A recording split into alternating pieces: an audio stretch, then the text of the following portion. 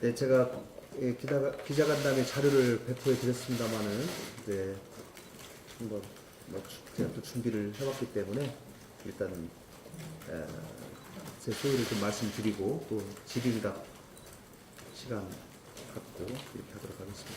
제가 먼저 말씀드리고 또 권은희 의장님이 말씀하시고 이렇게 하겠습니다.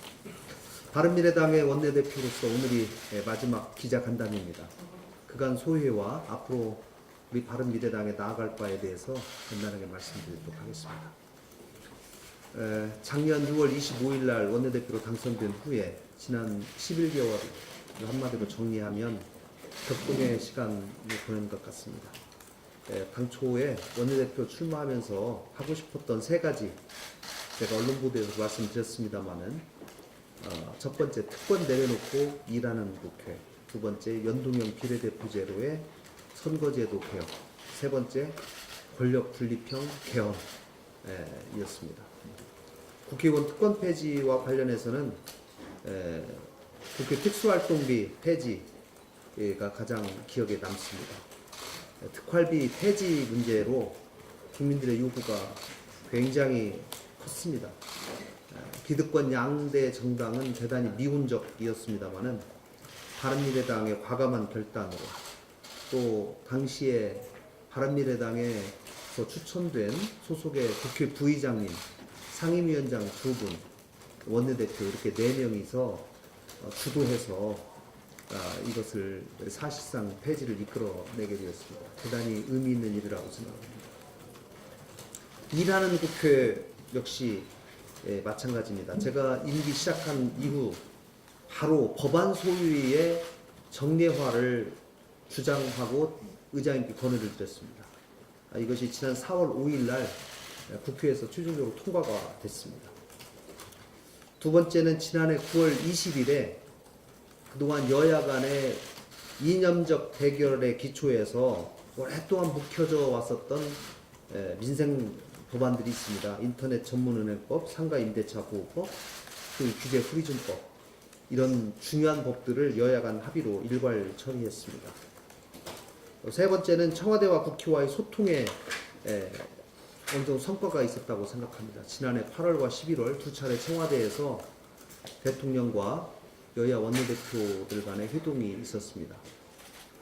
제가 8월 첫 회동 뒤에 여야정 상설협의체 구성, 또 실질적으로 구속력 있는 합의문 작성을 주도했다는 점에서 좀 의의가 있다고 생각합니다. 선거제도 개혁 과정은 정말 쉽지 않았습니다. 거대 양당이 당리당략에 빠져서 선거제도 개혁 논의 자체를 처음에는 거부를 했었습니다. 바른미래당은 선거 결과 유불리를 떠나서 다당 체제가 만들어진 20대 국회가 아니면 선거제도 개혁을 이룰 수가 없을 것이라고 생각했습니다.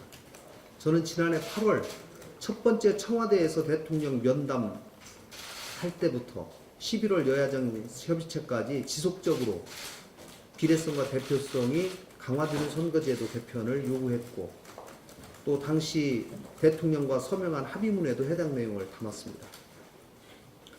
올해 예산안 처리가 있었던 작년 12월 5일 아시다시피 선거법 개정을 제가 요구를 했습니다마는 그것이 거부되면서 예산안 밀실담합으로 처리가 되었습니다.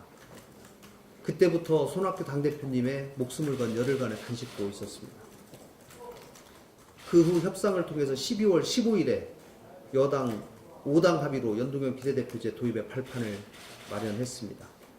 그러나 그 이후의 과정은 결국은 패스트트랙 정국까지 오게 되는 매우 험난한 과정이었습니다. 최종적으로 패스트트랙을 통해서 선거제도 개혁에 첫 발을 내딛었습니다마는 합의 처리 된 것만에 비해서는 훨씬 못한 것이죠. 최종적으로 반드시 합의 처리 될 것이라고 생각을 하고 특히 선거제도 개혁에 대한 합의를 이뤄내기 위해서 개헌에 관해서도 여당과 청와대에 보다 전향적인 자세가 반드시 필요하다 이렇게 생각을 합니다. 제가 원내대표 하면서 영광스럽게도 2번의 교섭단체 대표연설을 했습니다.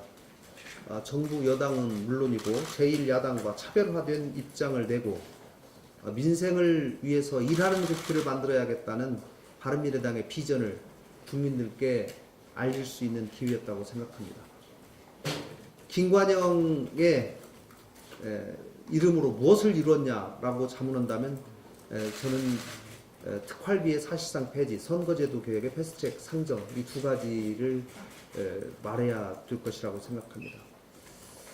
그런데 한 가지가 더 있다면 저는 바로 지난 8일 우리 당의 결의문입니다. 바른미래당 창당 이후 당내 과제로는 합당 당시에 불거졌던 지독한 갈등을 마무리 짓는 당내 화합 문제가 너무도 중요한 문제입니다.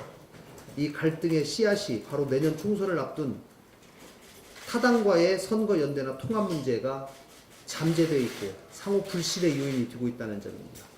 이것이 패스트트랙 전국에서 또 극심하게 드러나는 것도 사실입니다.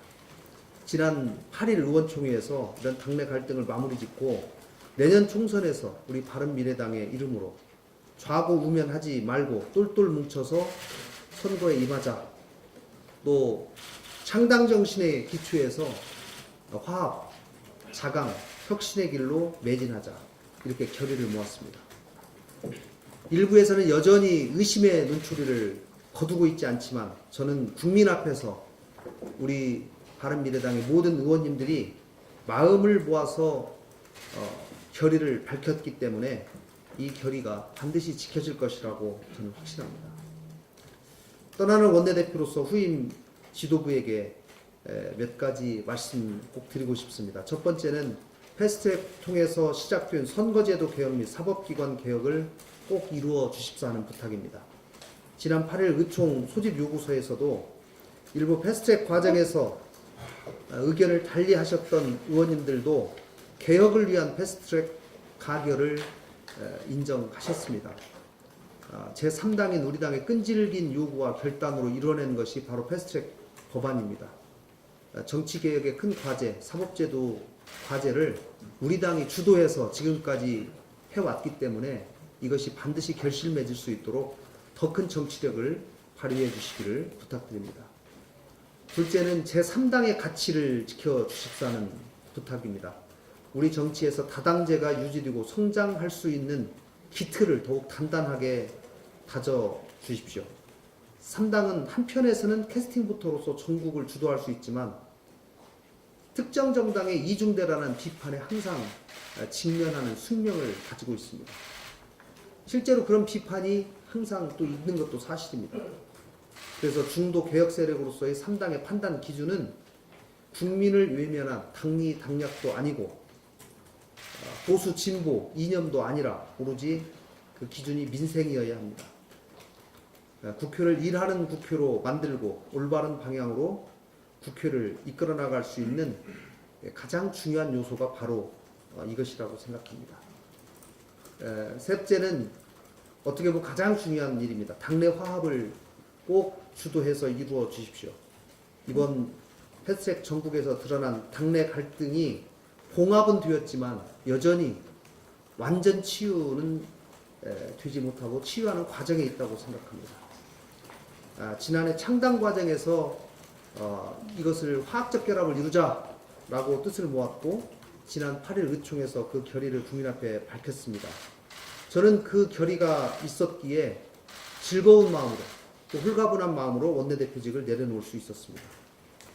현 당의 지도부 거취 문제가 여전히 논란이 있다는 주장도 있지만 저는 새로운 원내 지도부가 이런 당 지도부 문제도 조속하게 충분한 협의를 통해서 슬기롭게 매듭 지어나가기를 희망합니다. 한마음 한뜻으로 기호 3번으로 내년 총선을 치를 수 있도록 당내 화합에 더욱더 노력해야 하겠습니다. 지난 11개월간 함께해 주신 원내 부대표단 또 정책의장님은 사실 작년 9월에 임명되어서 1년 동안의 임기가 아직도 남아 있습니다만은 원내대표와 같이 또 사임을 하시겠다고 의사를 표명을 해주셨는데 진심으로 감사드립니다. 원내대표와 정책위 의장이 당의 투톱으로 중요한 정책을 의논하고 했는데 권은희 의장님께 이 자리를 다시 한번 감사드리고 또 마지막에 사실은 패스트트랙 과정에서 아시다시피 사부임 문제로 여러 가지로 마음의 상처를 드린 점에 대해서 다시 한번 깊은 사과의 말씀을 드립니다. 그리고 유이동 원내 수석 부대표님 또 여러 원내 부대표단께도 진심으로 감사하다는 말씀을 전합니다. 당내에 여러 가지 산재에 있는 과제들을 우리 부대표단들이 일당 백의 자세로 일해 왔습니다. 부족한 원내대표를 와 함께 하느라 정말 애써 주셔서 감사드린다는 말씀을 꼭 드리고 싶습니다. 또 언론인 여러분들께도 진심으로 감사드리고 수고하셨다는 말씀 꼭 드립니다. 3당의 원내대표로 활동함에 있어서 여러분들께서 보여주신 관심과 노력이 얼마나 언제나 큰 힘이 되었다는 말씀을 드립니다. 앞으로도 지금처럼 바른미래당에 대해서 애정을 가진 좋은 기사도 많이 써주시기를 부탁드리겠습니다. 제 말씀 마치겠습니다. 우리 의장님 말씀.